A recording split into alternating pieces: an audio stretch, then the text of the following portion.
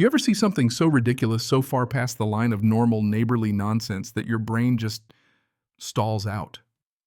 That was me the moment I checked my security cam and saw Karen, the queen of the HOA, laid out half naked in my private sauna. Not even a hint of shame. I mean, towel bottle of rosé cucumber slices on her eyes, humming along to my spa playlist like she'd just booked a 5-star retreat. You can't make this up. But here's the kicker. She leans over to her phone and actually whispers, "He'll never know. His place is basically community property." Right then I knew. She was overdue for a lesson in what private really means, and buddy, I was more than happy to provide the curriculum, preferably involving a cloud of skunk gas. Yeah, you heard me. But let me back up a little. 3 weeks before all that, I was out on my back deck. Peaceful quiet. Exactly what I built this place for. I'm not your typical suburbanite. I'm a vet, bought land right at the edge of HOA territory on purpose because I'd heard the stories. My house is officially, legally 100% outside their authority. I got it notarized, certified, laminated. Hell, I got it tattooed on my calf after a couple beers just to drive the point home. I built that sauna myself, tucked behind cedar trees, far from anyone's business but my own.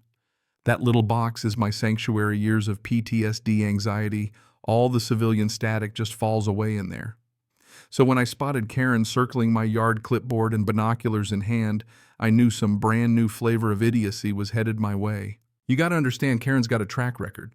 First time we clashed, it was over my porch lights. Supposedly, they disrupted the aesthetic harmony of the block.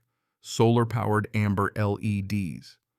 I told her politely that her jurisdiction ended at my property line. She dropped a violation notice in my mailbox anyway. Didn't stop there. Next HOA meeting, she basically called me a hostile hermit in front of everyone just because I skipped the block barbecue where she made kids lecture each other about mowing techniques. Later, she even hired a crew to trim a tree on my side of the fence, claiming it violated community silhouette standards. That tree was older than the HOA itself. Only thing that got her to back off was the threat of a lawsuit. So when I installed my sauna, I went overboard. Zoning board, fire inspector, surveyor. I had the paperwork stacked higher than my kid's Lego tower. Big private property sign on the sauna door, just to be clear. None of that stopped her. Nothing ever does. First sign something was off, my phone buzzed while I was out shopping. Security cam. I figured deer, maybe a stray cat. Nope. There she was. Towel, wine, bare feet, letting herself in. I switched to the inside cam and... honestly, you ever get so angry you just start laughing? She pulled a Bluetooth speaker from her bag and hooked it up, swapped my meditation playlist for something that sounded like a dolphin on Xanax. Then she laid back like Cleopatra, phone on the shelf, just soaking it all in. Not even a shred of guilt. That was the part that got me. She looked like she'd done this before. And then out loud she goes, "He'll never know." Which meant this wasn't her first visit. That sauna had probably seen more Karen than I ever wanted to imagine. She was in there 40 minutes. I watched her walk out, towel and dignity barely hanging on wine bottle, mostly empty. She strutted off like she owned the place. That's when the real anger set in. It wasn't just the trespassing, it was the way she did it, like it was her birthright. I spent years dodging bullets, and now back home my biggest threat is a clipboard-wielding tyrant with a god complex. I didn't sleep that night. I kept watching that footage. Her smug grin, the way she looked around, her voice just dripping with entitlement. It wasn't about the sauna anymore. It was about control. Sending a message. She'd humiliated me in my own home, trashed my peace, and assumed I'd just roll over. That's when the idea started to bubble up. I wanted something petty, something poetic, something she'd never forget. Next morning, I called up Darren, old army buddy, now runs a wildlife control outfit. Few years back, he helped me evict a family of skunks from under my deck. I asked if he still had any of those scent generators, the kind that smell like a skunk's bad day but are totally harmless. He almost choked from laughing. "You're gonna skunk trap her?" he asked. "No, man." I said, "I'm gonna teach her what private property really smells like." By the weekend, I had the equipment. Tested it in the garage, immediate regret. Had to evacuate for an hour, but wow, it worked. Smelled like a chemical warfare exercise. Perfect. That evening, I wired the diffuser under the sauna bench and synced it to my phone. Tweaked the cameras, fine-tuned the motion sensors, only humans, no squirrels. All I needed was Karen's next spa day. Didn't take long. Next morning, I hear tape slapping my front door. Didn't even have to look. Sure enough, violation notice, my private property sign was apparently now an unauthorized visual disturbance. She'd attached a photo with a red circle around the sign like she was running a crime lab. I stood there barefoot, coffee in hand, staring at the notice. It was almost funny. She'd invaded my sanctuary and now was citing me for trying to keep her out. I tossed it straight in the trash. Enough was enough. I wasn't going to yell on the sidewalk or throw a fit at the HOA meeting. She needed a lesson she'd never forget, and best of all, one she'd deliver to herself. That's the thing about traps, you don't force them. You just set them, bait them, and wait. That night I showed up at the monthly HOA meeting. Clubhouse beige walls stank of wet carpet and crushed dreams. Karen was front and center, flanked by her yes men. I waited until new business stood up and said I had something to share. Karen tried to wave me off, but I held up my tablet, pressed play. Footage rolls her plain as day, walking onto my property, unlocking my sauna, making herself at home. A couple folks gasped. One guy nearly choked on his sparkling water. Karen tried to talk, but I let the video run her lounging, sipping, humming, telling whoever was on the phone that my place was basically community. I paused it and looked her dead in the eye.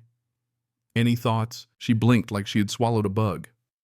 That's taken out of context, she stammered. I thought it was a shared amenity. Amenity, I said. You mean my locked, registered, fenced-off sauna? She mumbled about unclear property lines and signage, but nobody bought it. Harold, usually asleep by this point, piped up, "That's trespassing." Karen turned red but doubled down, claimed she thought the sauna looked inviting. At the back, someone snorted. The board said they'd look into it, but it was clear the damage was done. Her reputation was already wobbling. Next day, I made sure the diffuser was primed. Camera hidden near the vent lock, reinforced auto-close on the door. I even tested it smooth as butter. 2 days later, right on cue, Karen slinked up again. I was making eggs when the alert pinged. She was in full spa mode, towel green face mask slippers. Scanned the yard, snuck into the sauna, shut the door. Inside, Cam caught everything she set down. Her wine flopped onto the bench, fanned herself with a laminated HOA rulebook. She had no idea she was about to smell like the business end of a landfill. I waited, picked up my phone, hit the trigger. The diffuser whirred. 5 seconds and Karen's nose crinkled. 10 seconds she started sniffing the air.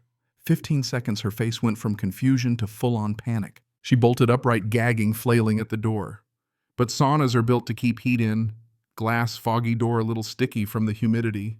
She started yelling, pounding, slipping on her towel. Took her 10 more seconds to wrench it open. She exploded out of there like a rocket, screaming cucumber mask, sliding down her chin arms, pinwheeling, making tracks across my lawn. Didn't even grab her wine. Cameras caught it all 3 angles. My neighbor across the street got the Sprint on his phone, called me later and said, "Bro, you owe me a beer." That was better than cable. Of course, Karen called the cops. Sirens blaring, 2 officers showed up. Karen, still towel-wrapped and reeking, flailed her arms, talking about illegal chemicals. The cops asked if I had footage. I did. Showed them everything. One had to bite his lip to keep from laughing. The other told Karen she was lucky it wasn't an actual skunk. Gave her a warning for trespassing. Told her to take it up with the HOA if she wanted to complain more. That night I watched the footage again twice. Not out of spite, but because I hadn't laughed that hard in years. It felt like more than justice. It was, cleansing. And you know what happened next? The neighborhood buzzed. Video from my neighbor hit Facebook, then TikTok. Within hours, Karen became Steam Room Karen. Memes, remixes, you name it. Her scream got auto-tuned. I should have felt bad, but nah. She'd crossed every line. I'd given her 100 chances. I thought she might finally back down, maybe slink away, but I forgot ego is stubborn. Couple days later, a guy in a cheap suit dropped a cease and desist letter in my mailbox, supposedly from Karen's brother-in-law, the lawyer. Accused me of chemical assault and public defamation, demanded an apology, removal of the sauna, and for me to delete all digital evidence. The thing was so full of typos it looked like she dictated it while still stinking of skunk gas. My own lawyer, actual attorney, passed the bar, and everything looked at the letter and just about fell out of his chair. We decided not to respond, but I started collecting evidence.